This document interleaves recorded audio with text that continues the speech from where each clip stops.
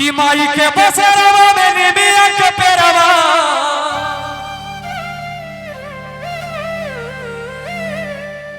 कि माई के बसेरवा में कि माई के बसेरवा में निमिया के पेरवा और रहे ठंडी छाँव और कहना है कि काली माही मारी हम डटा मोरी मैया हो काली माही मारी हम डटा माई के बसेरवा में निमिया के पेरवा माई के बसेरवा में निमिया के पेरवा रहे ठंडी छाँव। और हम चाहेंगे कि दरबार में जो भी उपस्थित है मिलकर मीठी मीठी ताली के साथ कहना है कि काली माही मारी हम लगा मोरी मैया हो काली माही मारी हम लगा जय हो बोलिए मैया काली की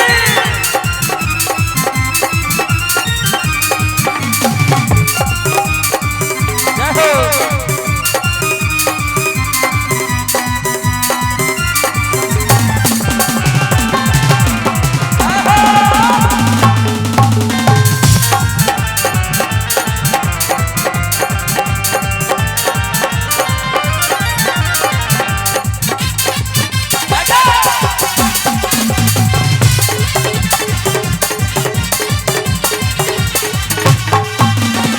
चमके कलश सुनहरा लागे भवन निराला हो ताकि भीतरा सात बहन के मुझे से बटा जाला हो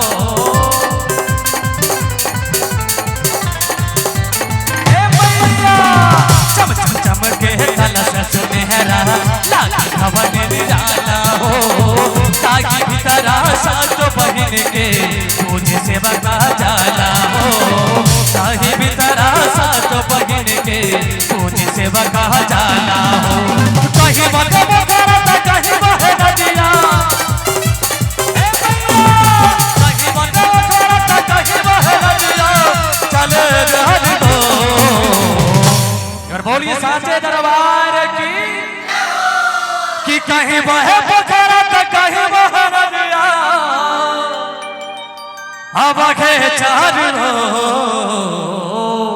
और मिलके कहना है कि काली माघवा मोरी मैया हो दुर्गा माघवारी हम लगा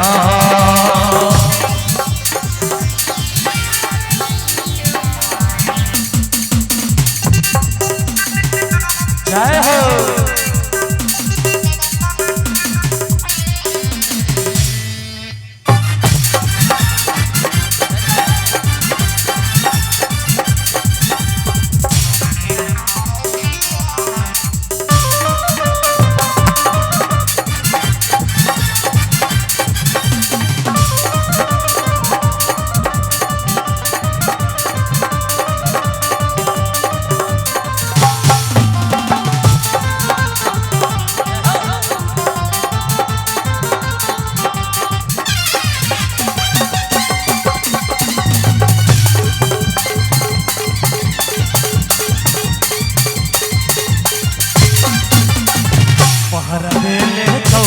तुअरा भैरो भैया हो चार दिशा 14 भुवन में मेरी मोहरी मैया हो